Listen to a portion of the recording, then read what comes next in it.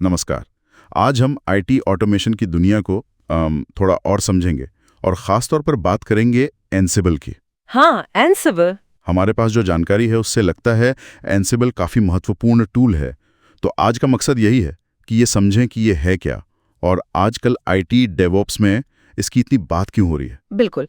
देखिए, आजकल जिस रफ्तार से आईटी में काम होता है ना, हाँ, वहाँ चीज़ों को ऑटोमेट करना मतलब दोहराए जाने वाले कामों को खुद ब खुद करवाना, वो अब कोई ऑप्शन नहीं, ज़रूरत बन गया है। सही बात है।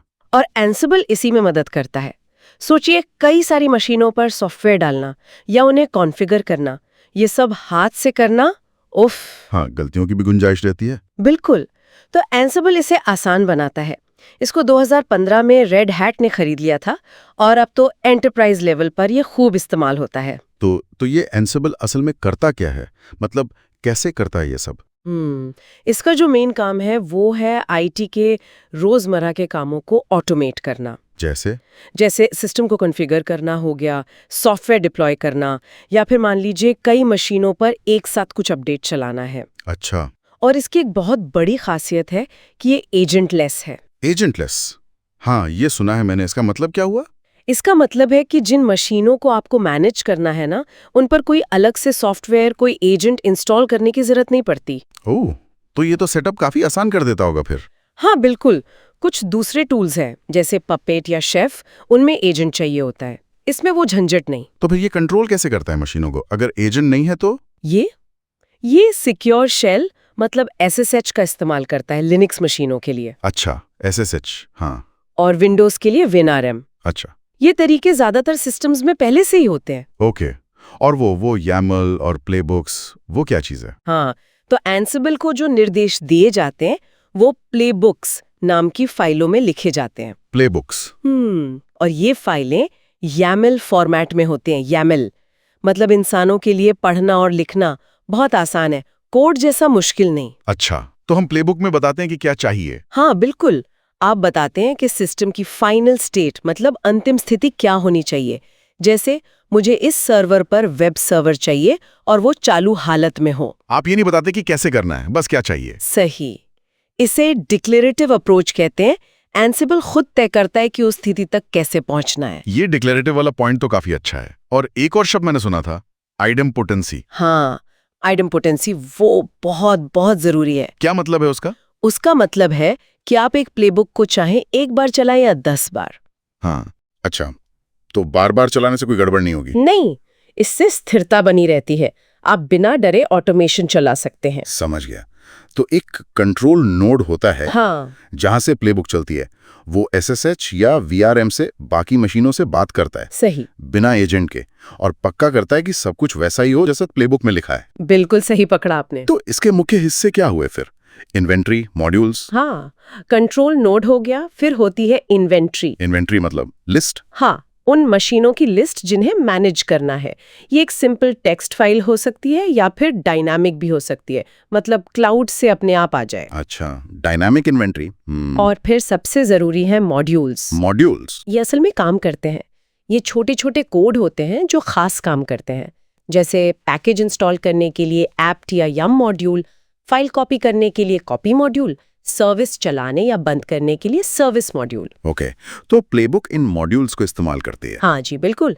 प्लेबुक बस मॉड्यूल्स को बताती है कि क्या करना है। ये तो सुनने में काफी फ्लेक्सिबल लग रहा है, मतलब बहुत तरह के कामों में इस्तेमाल हो सकता होगा। हाँ, बहुत।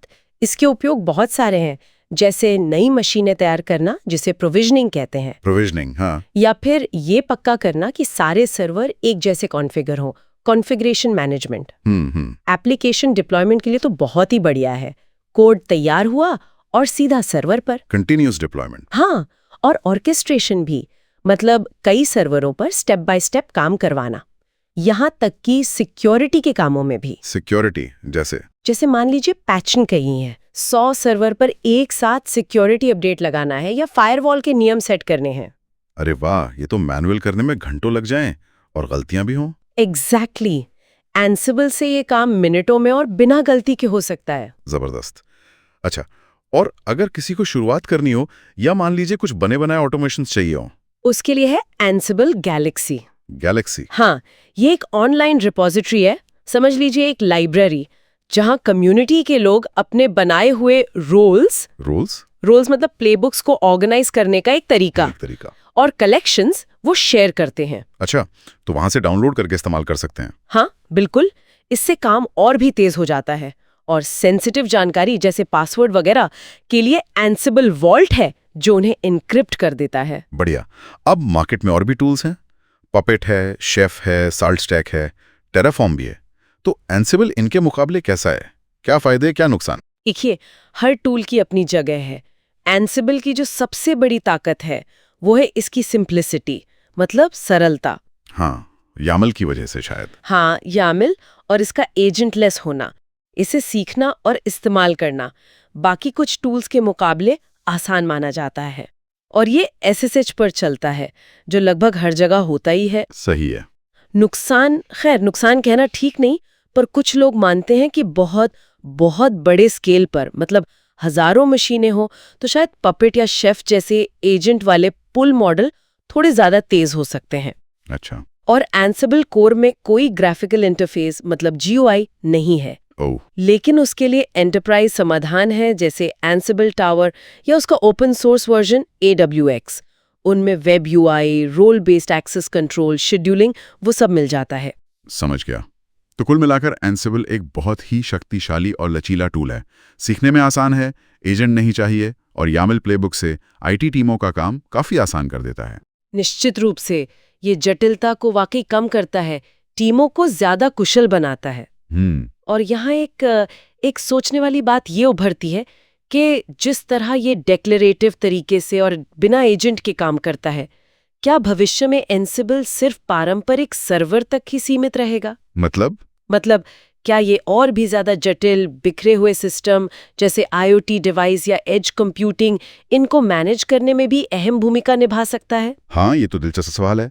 देखना होगा एंसिबल आगे कैसे विकसित होता है। बिल्कुल, ये देखना काफी दिलचस्प रहेगा।